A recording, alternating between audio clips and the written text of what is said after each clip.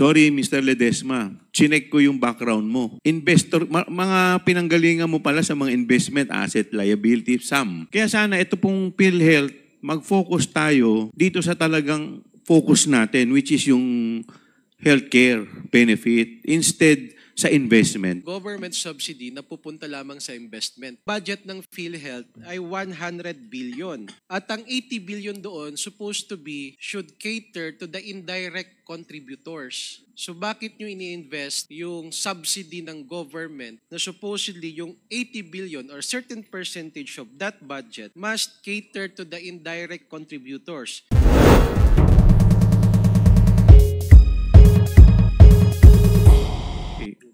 Following that line of questioning of Congressman Raul Manuel, curious lang ako dito sa isang article na nabasa ko about the comment of the President. Ang sabi po dito ni Presidente, there was this one chance interview. Ito po ay nilabas ng Inquirer. Sabi po ng Presidente, the reason we do not want to subsidize PhilHealth because the subsidy uupo lang sa bank account ng PhilHealth.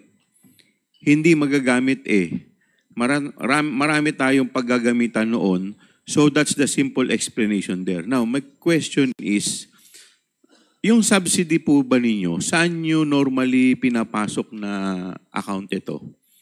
Sa savings, sa time deposit, o sa current? Mr. Chair. Yes, please.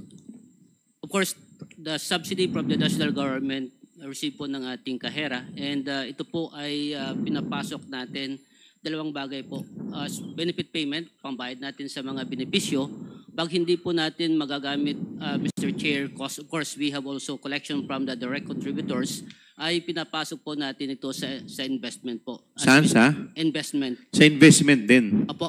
So ibig sabihin, yung subsidy na supposedly ay binibigay ng gobyerno na tulong para magamit sa healthcare na ipapasok sa subsidy, hindi sa healthcare. Mr. Chair, let me clarify, Mr. Chair. Please clarify. Pambayad po natin sa ating benefit from the healthcare providers, Mr. Chair.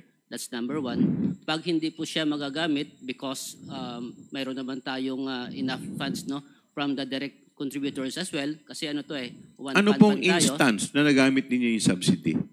Mr. May Chair, mga instance po ba? Kasi kayo na po nagsasabi na ang dami nating pondo. So sobra-sobra yung pondo natin. In fact, may reserve pa tayo. Tapos ngayon, may subsidy. May reserve na, may subsidy pa.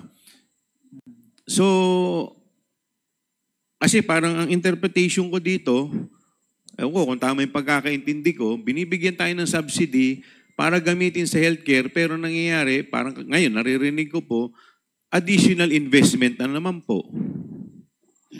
Kasi, susundan ko po yung statement pa ng ating Pangulo. Ang sabi po ng ating Pangulo,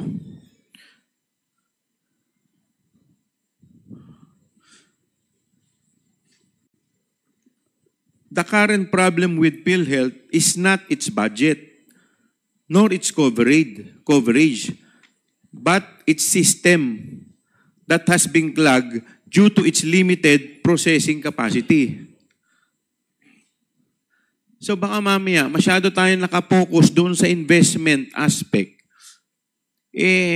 Medyo hindi na natin, yung serbisyo natin dito sa healthcare, medyo hindi na natin naasikaso. Ito naman talaga ang primary, ito concern lang po ako because ako po meron po akong ka-tie up na dialysis sa district ko. So nung narinig ko po ito, kinabahan ako, baka mamaya tamaan yung mga tinutulungan natin mga pasyente, mga dialysis patient natin. But ngayon, naririnig ko po, parang puro investment yung naririnig ko, parang mali yata yung napasok. Yes, please.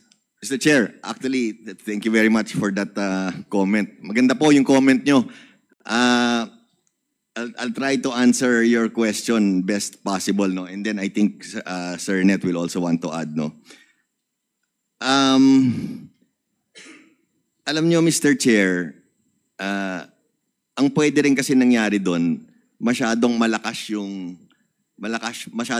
yung collection ng premium contributions. In other words, overflowing or na-overstate yung collection ng premium contributions. Secondly, baka pwede rin ang plano namin gawin after the very good comments, Mr. Chair, of Kong Manuel, no?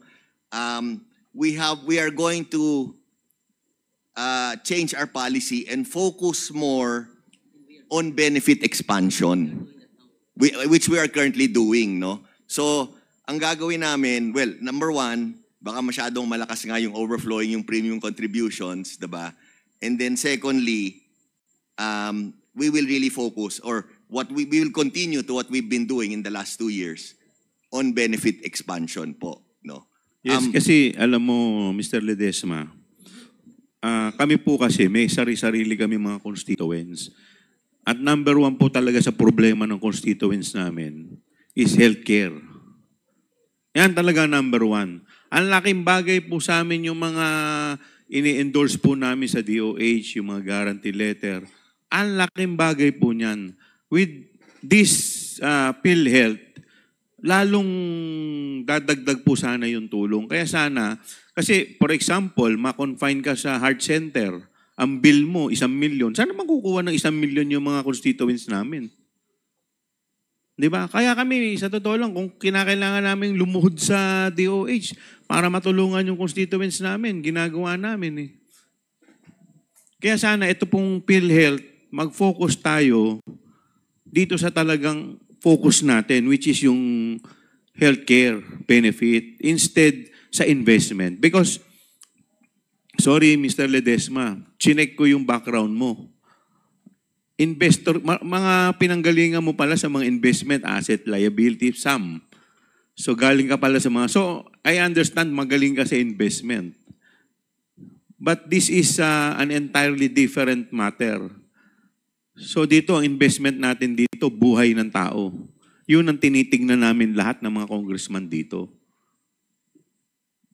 The chair would like to recognize Congressman Jill Bongalon. Thank you, Mr. Chair. Kanina, Mr. Chair, binabanggit ho ninyo na yung government subsidy na pupunta ho doon sa investment. Mr. Chair, can I make a quick comment to your point before? Very Sure. quick lang. Sure. Sorry, Mr. Chair. Yes, please. Sorry lang. Very quick lang, Mr. Chair. Again, I agree completely po with what you said, no? That's why I want to reiterate, we're focusing on benefit enhancements. Katulad po yung sinasabi nyo, yung 1 million, kunyari may heart issue. That's why we are focusing on benefit enhancements and we are being very aggressive. Like for example po, yung breast cancer, diba dati 100,000. Ngayon, nasa 1.4 million na. So ang ginagawa namin po, talagang nag-all out kami doon. So at least, yung out of pocket, diba? Yung out of pocket ng mga taong bayan, or kasi we understand and we hear you loud and clear po, talagang walang pera yung mga, lalo na yung mga indigents, diba?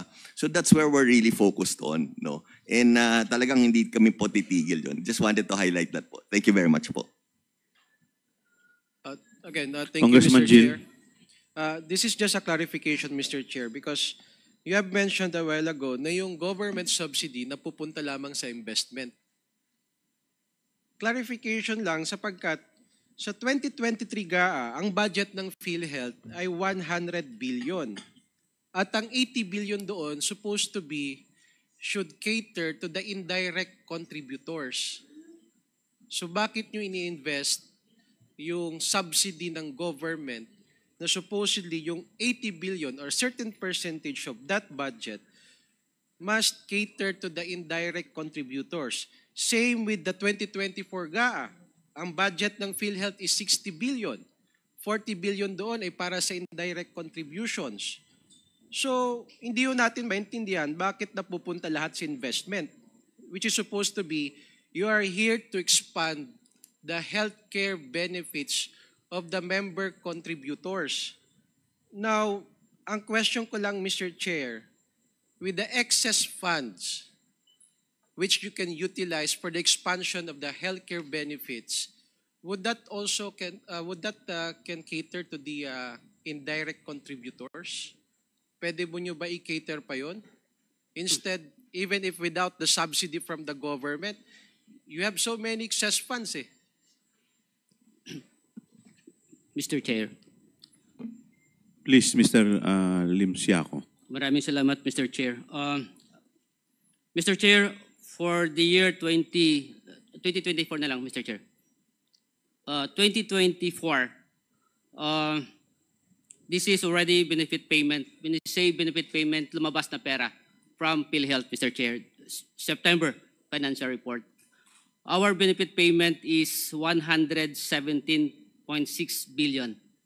And Mr. Chair, for the direct broken down into two, ibig sabihin saan nanggagaling yung binayad natin ng mga sectors sa membership. 55.2 billion ay from the direct. In other words, these are the paying members, Mr. Chair. And indirect, meaning these are the members, indigent, senior citizens, which are to be funded by the national government. Our benefit payout or benefit payment, Mr. Chair, is amounting to 62.4 billion pesos. Meaning, Mr. Chair, as I mentioned kanina, pumapasok yung pera sa atin, isang one fund concept siya, Mr. Chair. And ito naman, ang utilization ng pondong ito. Sinasabi ko, as benefit payment, ito na po, lumalabas na yung pondo ngayon. As in, lumalabas na po siya. Even year 2023, lumabas po yung pondo. And for year 2023, Mr. Chair, for the indirect, total lumabas na pera ay 58.3 billion pesos, Mr. Chair. 58.3 billion.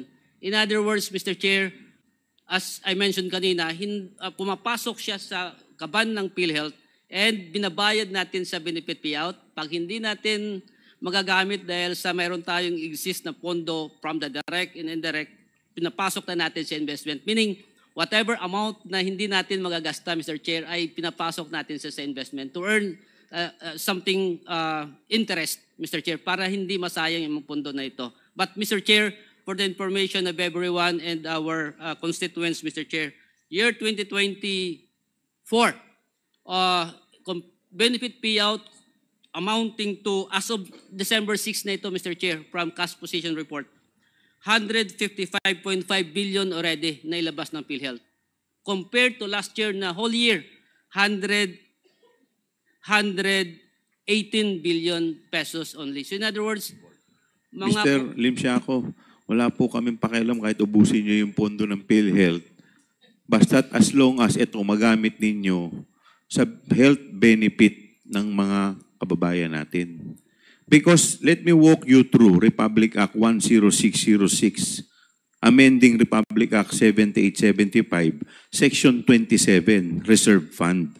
Sabi po dito, the corporation shall set aside a portion of its accumulated revenues not needed to meet the cost of the current year's expenditure as reserve fund, provided that the total amount of reserve shall not exceed a ceiling equivalent to the amount actuarially estimated for 2 years projected program. Now, whenever actual reserves exceed the required ceiling at the end of the corporation fiscal year, the excess of the corporation's reserve fund shall be used to increase the program benefit, decrease the members' contribution, and augment the health facilities enhancement program of the DOH. The remaining portion of the reserve fund that are not needed to meet the current expenditures obligation or used for the above-mentioned program shall be placed in investment. So, ibig sabihin, pag nagawa muna natin itong tatlong to, saka lang tayo pupunta dun sa investment. Now, question, nag-decrease po ba yung mga membership contribution? Ano po yung nagawa ninyo para mag-decrease yung membership contribution at ma-increase yung program's benefit? Mr. Chair. Please, Mr. Ledesma. Thank you. Thank you very much, Mr. Chair. So first of all, Mr. Chair, on the increasing of benefits or benefit packages, in the last 2 years po, dun very aggressive tayo, no? And like I said earlier po, next month, another 50% increase almost across the board, no? On the decrease in premium contributions po, wala po pa kaming nagagawa doon. But number one, we are very supportive. I think there was a bill passed, I think it's on third reading now sa Senate, no, that will bring down the premium contributions from 5% to 3.25%. We are fully supporting that po, no? So to answer your question po, we haven't done anything yet to bring down the premium contributions kasi that's by law, but we are supporting the reduction of the premium contributions, and at the same time, we are aggressively expanding po the benefit maybe package. you should change your focus. Instead of your focus in investment, dapat dito po tayo. Yes. Ha? Yes. Okay. Definitely po. Noted po. Yes Thank po. you. Sir